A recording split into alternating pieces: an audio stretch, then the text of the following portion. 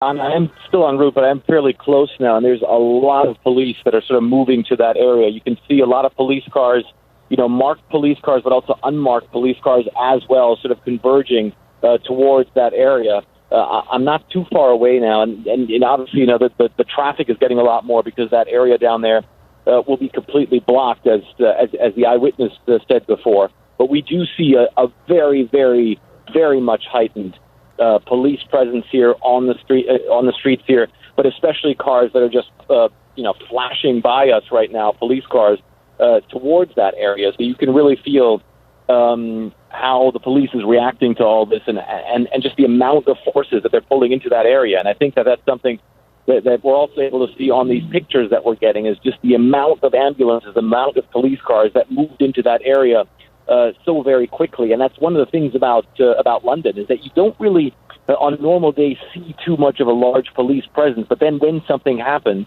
they do react very, very quickly. And that certainly is what's going on right now, especially with these unmarked police cars that all of a sudden seem to be popping out of nowhere and then also moving in towards that area. So it's very clear, as the London police have said, that they are dealing with a very, very serious incident, possibly also a mass casualty incident as well, judging by the amount of ambulances that we've seen whiz past us as we're en route to the scene here. Again, coming very, very close, and you can really feel how in this area right now, law enforcement and emergency services are really converging on this area and moving towards the place that's now, of course, cordoned off after that incident took place, which is getting a massive amount of forces in there as fast as they can, Anna.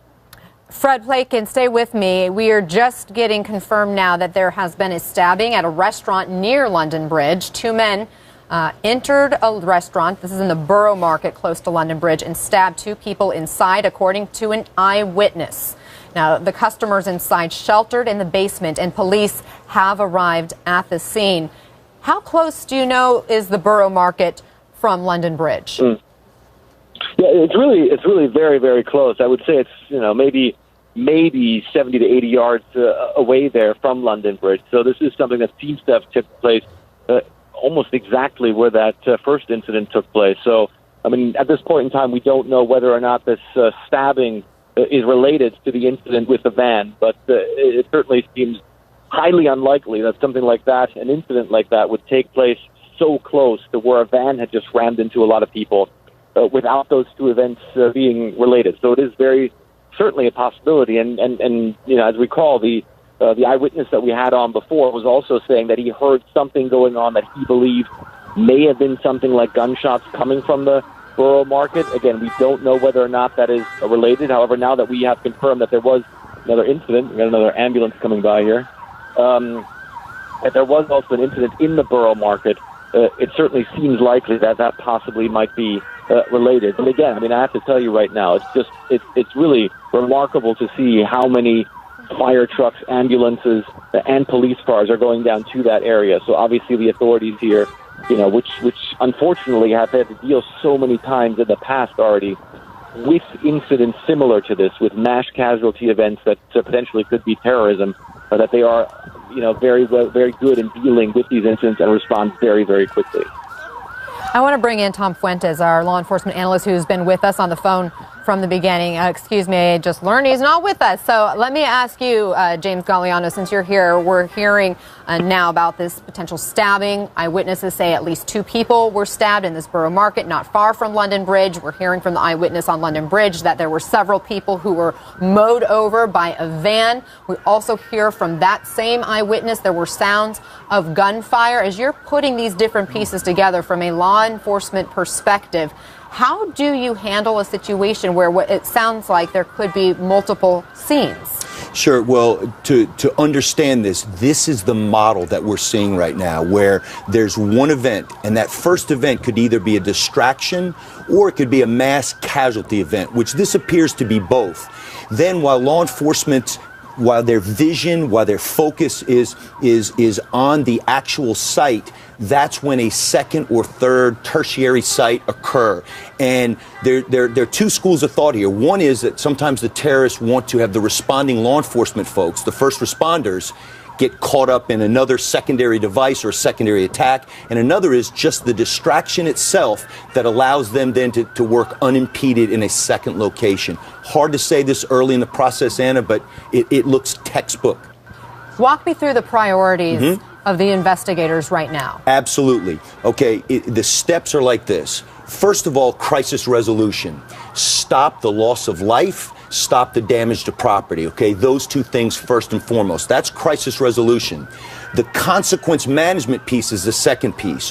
What if there were some chemicals used or there's an unexploded bomb somewhere else? Those are things that you can basically set up a perimeter, contain the scene, and then work it slowly and methodically. And third, and no less important, is to make sure that you collect all the human intelligence and all the signal intelligence, meaning if there's any video cameras that are set up, if there's eyewitnesses to it, any of those things that you can piece together to put together basically the pieces to the puzzle to help solve this. Solving the crime is secondary. We're going to get these guys. That's what we do. The first thing is to make sure there are no more events in that area and there are no more other events in the surrounding area that this event was used as a distraction. Would you be worried there are multiple suspects out there? Absolutely. Even though the radicalization process can take one disenfranchised, disaffected youngster in their parents' basement that decided that they want to go out and do jihad, generally speaking, in the patterns that we've seen of recent, there has to be some type of net behind that person, whether it's financial, emotional support, whatever it is. So when you were listening to the eyewitness who was describing the scene, who was talking with us, Mark Roberts, was there anything that he said in particular that gave you like that light bulb moment of this is what we're dealing with? Yes. When I heard him describe, there was a 5 or 10 minute period between the time that the vehicle careened wildly and plowed into a group of pedestrians to the gunfire. Now, this is Britain. They have draconian gun laws. So it'd be very unlikely that it's a citizen that got out of their car, a good Samaritan, and says, hey, I'm going to go ahead and engage this subject. So it's one of two things. Either law enforcement had already gotten onto the scene and engaged this terrorist, or secondarily, whether or not the terrorist decided after killing as many people with the vehicle as possible, he or she had a weapon and decided to get out and engage more people and cause more casualties. And let me just bring our viewers up to speed who are just joining us right now, 6:20 here in the East, and it's 11:20 in London.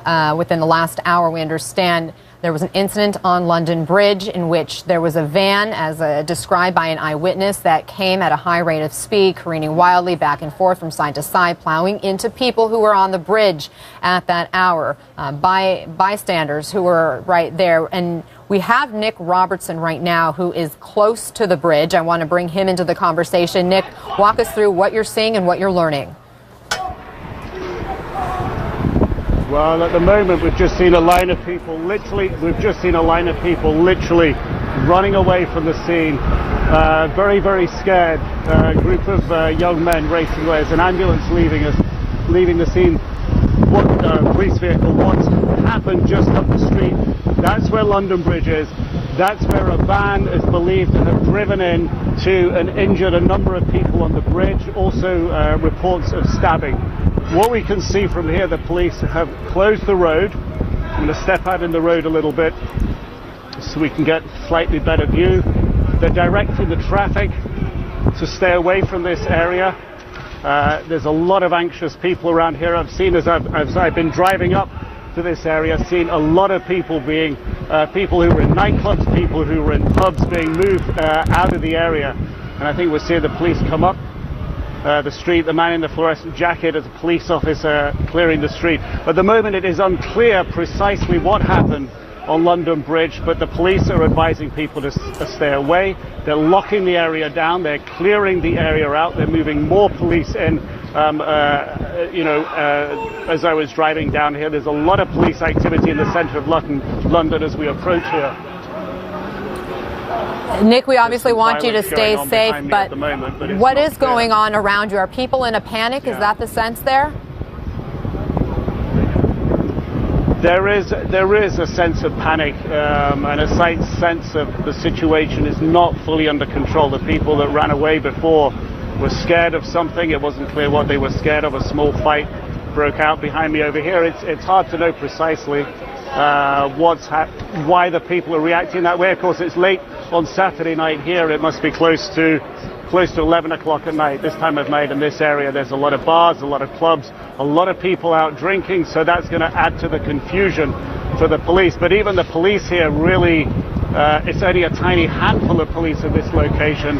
They seem to be running around, not quite clear at the moment what they're trying to do and what streets they're trying to close. As I'm standing here, more people are still exiting this area here. Let me see if I can talk to them. Guys, did you come out of down near London Bridge? No, yeah, kind of. What? Tell me what was happening. What did you see? What about you, sir? What did you see? I saw a guy, Yeah. I just popped him straight in his mouth. He's dropped. He's gone now. Thank you. So, as you can see, Nick Robertson, we'll let you try to talk to some of the folks there, continue to take in the scene. Stay with us. I'd love to come back to you, but we are getting new reports right now.